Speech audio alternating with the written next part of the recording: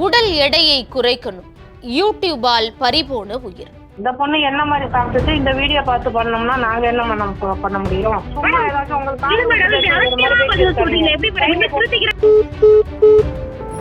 காப்பாத்துங்கப்பா, என்னை கண்டிப்பா என்னை விட்டுறாங்கப்பா.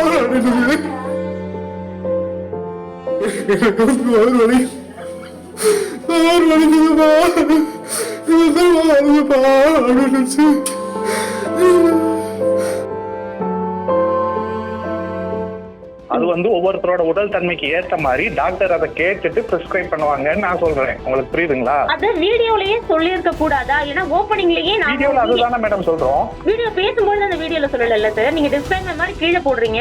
அது ரொம்ப குட்டியான டிஸ்பிளே, ரொம்ப ஸ்பீடா ஓடுது. அதுக்கு நீங்க என்னைய பொறுப்பேத்துக்க சொல்றீங்களா? இனிமேல் யாரும் யூடியூப்பை பார்த்து தயவு செய்து எடுக்காதீங்க. என்ன மாதிரி பெற்றோருக்கு இனிமேல் யாருக்கு வரணும். சமீப நாட்களா சமூக வலைதளத்தின் மீதான மோகம், ஈர்ப்பு அல்லது அளவுக்கு அதிகமான நம்பிக்கை, இதுல எந்த வார்த்தை வேணாலும் போட்டுக்கலாம். இதெல்லாம் போதாம இன்னும் இதை விட தீவிரமான ஒரு வார்த்தை அந்த இடத்த ஃபில் பண்றதுக்கு நம்ம தேவைப்படுது. அந்த அளவுக்கு சமூக ஊடகங்களால பல அப்பாவி உயிர்களை நம்ம இழந்துகிட்டு இருக்கோம். சில வாரங்களுக்கு முன்னாடி திருத்தணியில் நடந்த ரயிலில் நடந்த சம்பவம் நமக்கு தெரியும். ரீல்ஸ் மோகத்தால் ஒரு வடமாநில இளைஞரை ஒரு பாடல் போட்டு பட்டாக்கத்திகளால் அவரை தாக்கி குத்துயிரும் கொலவுயிருமாக ஒரு மருத்துவமனையில் அனுமதிக்கப்பட்ட சம்பவங்கிறது தமிழ்நாடு முழுக்க மிகப்பெரிய அளவில் பேசுபொருளாக மாறி இருந்தது. போதை கலாச்சாரம் தலை தூக்கிடுச்சு, சட்டம் ஒழுங்கு பாதுகாப்பு இல்லைன்னு பேசுபொருளாக மாறி அதுக்கு பிறகாக அந்த மாநிலத்துடைய இளைஞர் தன்னுடைய சொந்த மாநிலத்திற்கே போனார். இது பேசுபொருளாக இருந்துகிட்டு இருக்க சூழல்லையே ஓரிரு நாட்களுக்கு முன்பு கேரள மாநிலத்தில் பேருந்தில் பயணிக்கும் பொழுது ஒரு பெண் எடுத்த வீடியோ ஒன்று சமூக ஊடகங்களில் மிகப்பெரிய அளவில் வைரலானது. ஒரு நபர் தன்கிட்ட தவறாக நடக்க முயற்சி பண்ணுறாரு, பாலியல் ரீதியான தவறான தொடுதல்கள் இருக்குது அப்படின்னு சொல்லி வெளியிட்ட ஒரு வீடியோங்கிறது. அந்த நபர் தற்கொலையே பண்ணிக்கிட்டாரு. அதற்கு பிறகாக இப்போ அந்த வீடியோவை பார்த்து அதெல்லாம் இல்லை, இது எதேச்சையாக நடந்த சம்பவம், இது தவறான ஒரு சித்தரிப்பு அப்படின்னு அந்த உயிர் போனதுக்கு பிறகாக இப்போ எல்லாரும் அவருக்கு நல்லவர் அப்படிங்கிற ஒரு சர்டிபிகேட்டை கொடுத்துக்கிட்டு இருக்காங்க. திருத்தணியிலையாவது அவரு உயிரோடையாவது காப்பாற்றப்பட்டார் வடமாநில இளைஞர். ஆனால் இங்கே ஒரு அப்பாவி உயிர் போயிடுச்சு. இந்த மாதிரியான சம்பவங்களே நம்ம பேசிக்கிட்டு அதுலேருந்தே வெளியில் வராத சூழல்ல மதுரையில் ஒரு கல்லூரி மாணவி உடல் எடையை குறைக்கணும் அப்படிங்கிற ஆசையில் ஒரு யூடியூப் சேனலை பார்த்து அதில் சொல்லப்பட்ட ஒரு பொருளையும் அவங்க சொல்லி கொடுத்த ஒரு செயல்முறையையும் வச்சு சாப்பிட்ட அந்த மருந்தின் பெயரால் அவங்க இப்போது உயிரோடு இல்லை. அவங்க அப்பாவுடைய பேச்சு, அவர் அழுகக்கூடிய அழுகைங்கிறது பார்க்கக்கூடிய ஒவ்வொருத்தவங்களையும் கண்கலங்க வைக்கக்கூடிய வகையில் தான் இருக்குது. உடம்பு குறைக்கணும் அப்படின்னு சொல்லி ரொம்ப ஃபீல் பண்ணுச்சு. எப்பா வேணாம்ப்பா, ஏன்னா சாப்பிடக்கூடாப்பா, மருத்துவம் இல்லாமல் அவங்க ஏதாவது சொல்லுவாங்கப்பா அப்படின்னு நான் சொன்னேன். இல்லைப்பா அதில் போட்டிருக்கு சாப்பிட்டா உடம்பு குறையும் சொல்கிறாங்க, அதிலே யூடியூப்பில் பார்த்து நான் இது பண்ணேன் அப்படின்னு சொல்லி அளவு எதுவும் கூட போயிடுச்சு போல. கூட போனோன்னே அது கொஞ்சம் நேரத்துலேயே ஒரு 10 நிமிஷம், ஒரு அரை மணி நேரத்துலேயே வாந்தி வயிற்றால எல்லாம் போயிடுச்சு. சோர்வாயிடுச்சு. உடம்பே சோர்வாகி ஆஸ்பத்திரி கூப்பிட்டு போகிறோம். ஆஸ்பத்திரி கூப்பிட்டு போனால் அங்கே மருத்துவம் குளுக்கோஸ் சேர்த்துறாங்க. அதுலேயும் சரியாகாமல் திருப்பி வீட்டுக்கு வந்துட்டோம். கொஞ்சம் ஓரளவு நார்மலாக இருந்துச்சு. நார்மலாக இருந்தோன்னே அப்புறம் ஒரு 12, 2 மணி 3 மணி போல் வீட்டுக்கு வந்துட்டான். குளுக்கோஸ் சேர்த்துட்டு வந்த பின்னாடி கொஞ்ச நேரம் ஒரு 4 மணி வரையும் இதாக இருந்துச்சு. ஒரு 5, 6 மணி போல் திருப்பி வாந்தி வைத்தால் வந்துருச்சு. கண்ட்ரோல் பண்ண முடியல. அது அப்பா எனக்கு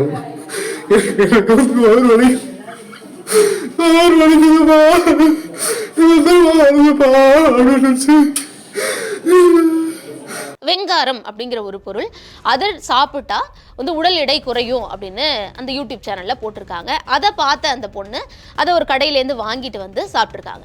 சாப்பிட்டதுனால வயிற்றுப்போக்கு, வயிற்று வலின்னு ரொம்ப பாதிக்கப்பட்டு மருத்துவமனையில் அனுமதிக்கப்பட்டு ஃபர்ஸ்ட் எய்ட் எடுத்துகிட்டு திரும்ப வந்துடுறாங்க.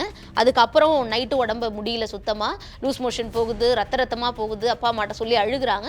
மதுரை ராஜாச்சி மருத்துவமனைக்கு போகிறப்போ வர வழியிலேயே இறந்துட்டாங்கன்னு மருத்துவர்கள் சொல்லிடுறாங்க. திருப்பி 8-10 மணிக்கு வந்தோம். சரியாயிரு அப்படின்ட்டு திருப்பி வீட்டுக்கு வந்தா அதனால பேச முடியல.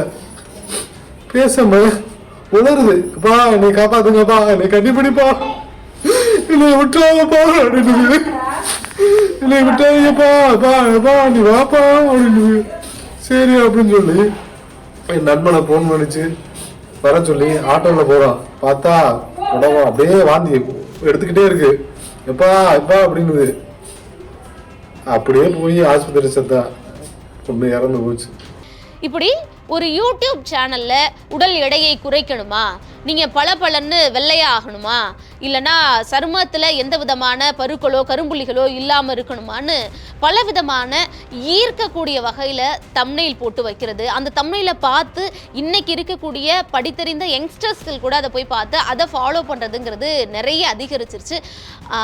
அதனால பல பக்க விளைவுகள் வந்ததை நம்ம பார்த்தோம். ஆனால் இன்னைக்கு நம்ம ஒரு உயிரையே விட்டுருக்கோங்கிறப்ப இதற்கு மேலாவது இந்த சமூகம் விழிக்கணும் அப்படிங்கிற ஒரு விஷயம் இருந்தாலும் அந்த யூடியூப்காரர்கள் இதுக்கு என்ன பதில் சொல்றாங்க, அவங்க அதுக்கு பொறுப்பு ஏற்றுக்கிறாங்களா, இல்லைன்னா அவங்க இனிமேலாவது ஒரு சில மாற்றங்களை செய்வாங்களா அப்படிங்கிறதுக்காக அந்த குறிப்பிட்ட யூடியூப் சேனலுக்கு தொடர்பு கொண்டு நம்ம பேசணும். அவங்க ஸ்க்ரீனில் தொடர்புக்குன்னு கொடுத்துருக்க அதே நம்பருக்கு தான் கால் பண்ணி பேசணும். இந்த மாதிரி ஒரு மாணவி உயிரிழந்திருக்கிறாங்களே, உங்கள் தரப்பில் நீங்கள் என்ன சொல்கிறீங்க அப்படிங்கிறத கேட்டோம்.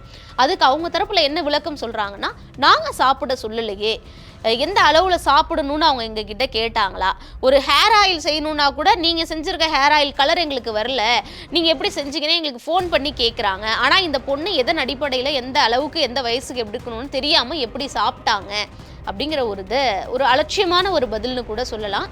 ஆனால் நாங்கள் சாப்பிட சொல்ல நாங்கள் டிஸ்க்ளைமர் போட்டிருக்கோம் அப்படின்னு சொன்னாங்க. அது எந்த அளவுக்கு ஸ்பீடாக போகுது அப்படிங்கிறத நம்ம 2xல வச்சு பார்ப்போம் இல்லையா வீடியோவை, அந்த அளவுக்கு நம்மளால படிக்க கூட முடியாது. அவ்வளோ ஸ்பீடாக அந்த டிஸ்க்ளைமர் பாஸ் ஆகுது. வெறும் டிஸ்க்ளைமர் மட்டும் அதில் கிடையாது, எந்தெந்த வழிகளுக்கு எந்தெந்த உடல் ரீதியான பிரச்சனைகளுக்கு நம்ம மருத்துவம் பார்க்குறோம் அப்படிங்கிறதோட சேர்ந்து அதில் டிஸ்க்ளைமராக ஒரு லைனும் போகுதே தவிர முழு டிஸ்க்ளைமர் அது கிடையாது. வணக்கம் மேடம், நான் ஒன் இண்டியா தமிழ்லேருந்து ரிப்போர்ட்டர் அக்ஷயா பேசுகிறேன். வணக்கம் மேம், சொல்லுங்க. மதுரையில உங்க சேனல் பார்த்து மருந்து சாப்பிட்டதா உயிரிழந்ததா சொல்லப்படுது, அது உண்மையா அப்படின்னு கேட்கறதுக்காக கால் பண்ணியிருந்தோம். நீங்க வீடியோ பாத்தீங்களா? எந்த வீடியோவை? நீங்க நியூஸ் பாத்தீங்களான்னு கேக்குறேன். ஆமா மேம், நியூஸ் பார்த்துட்டு தான், அதாவது சோஷியல் மீடியா. இல்ல நீங்க நியூஸ் பாத்தீங்க, அது என்ன எங்க மெடிசனா இல்ல எங்க கிட்ட எதுவும் கன்சல்ட் பண்ணாங்களா? இல்ல உங்ககிட்ட கன்சல்ட் பண்ணல, உங்க சேனல் பார்த்துட்டு தான் சமூக வலைதளங்கள்ல பரவலா இப்ப ஒரு மருந்து நாங்க ரெடி பண்றோம்னா மருத்துவம் படிச்சு அவங்க எத்தனை வருஷம் படிச்சு அந்த மருந்து எப்படி கரெக்டா என்ன லெவல்ல ஃப்ரை பண்ணணும், எப்படி அரைக்கணும், எப்படி யூஸ் பண்ணணும்னா மருத்துவர் படிச்சு அந்த லைன்ல வர்றாங்க. இவங்க வீடியோ பார்த்துட்டு அவங்க இஷ்டத்துக்கு பண்ணி அவங்க என்ன மிக்ஸ் பண்ணாங்க, எப்படி ஃப்ரை பண்ணாங்க, எந்த குவான்டிட்டில எடுத்தாங்கன்னே தெரியல. ஒன்னா அவங்க ரெடி பண்ணதை திருப்பி மருத்துவர் கன்சல்ட் இல்லாம அவங்க சாப்பிடக்கூடாது. சாப்பிட்டுருக்காங்க, நாங்க வீடியோ எப்படி பண்றதுன்னு போடுறோம், அதை பண்ணி எடுத்துட்டு அவங்க சாப்பிடக்கூடாதுல்ல, கன்சல்ட் பண்ணி தானே சாப்பிடணும். அது அவங்க மேல தப்பு தானே.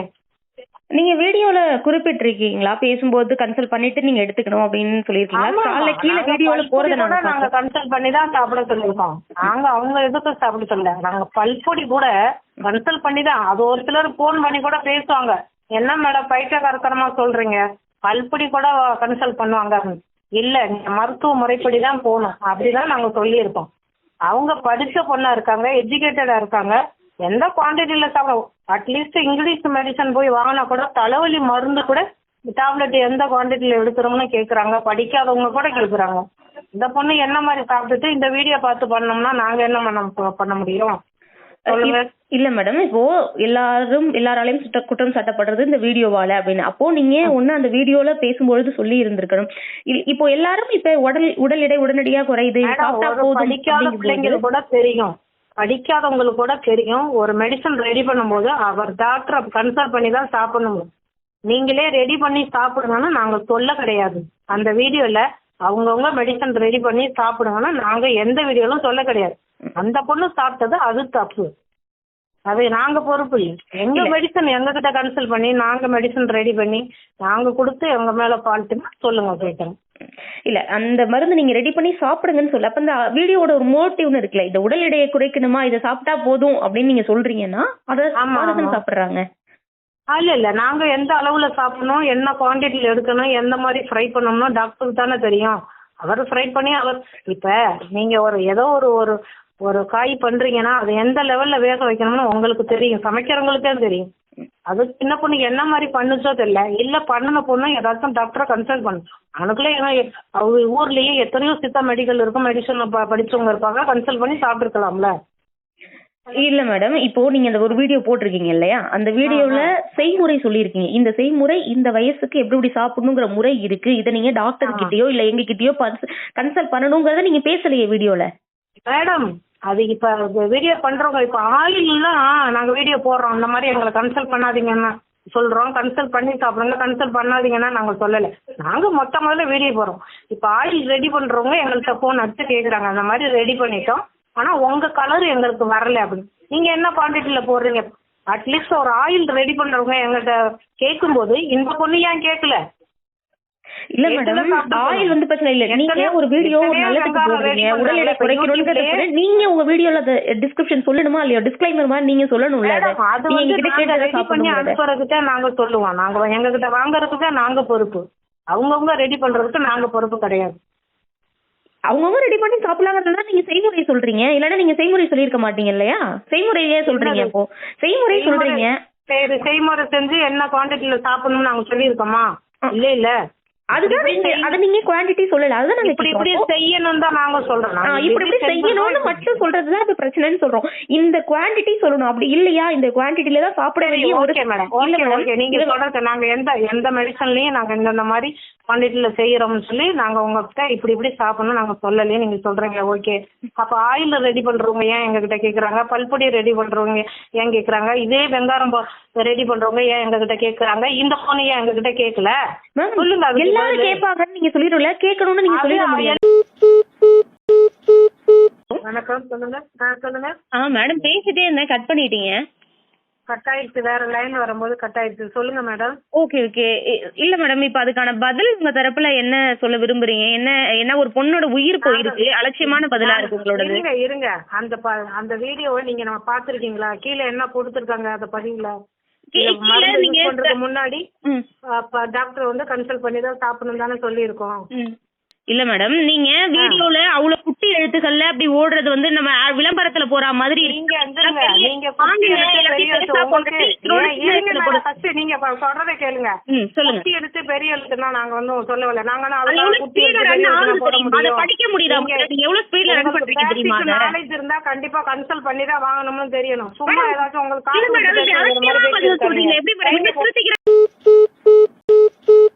இப்போ அந்த யூடியூப் சேனல்ல போய் பார்த்தோம்னா அந்த முழு வீடியோ இல்ல.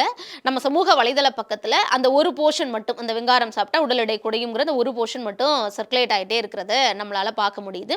அந்த வீடியோல ஏன் பேசல? வீடியோல பேசும்போது நீங்க சொல்லியிருக்கலாமே, நீங்க எந்தெந்த ஒவ்வொரு வயசுக்கும் ஒவ்வொரு அளவு இருக்கு, இந்தந்த அளவுக்கு தான் எடுத்து சாப்பிடணும், அதனால நீங்க நாங்க சொல்லியிருக்க செய்முறையை மட்டும் வச்சு சாப்பிட்றாதீங்க, நீங்க மருத்துவர்கிட்ட ஆலோசனை எடுத்துக்கணும்னு நீங்க பேசும்போது வீடியோல சொல்லியிருக்கலாமே. இப்போ ஒரு அப்பாவி உயிர் போயிடுச்சே அப்படிங்கிற கேள்விகளையும் நம்ம முன் வச்சோம்.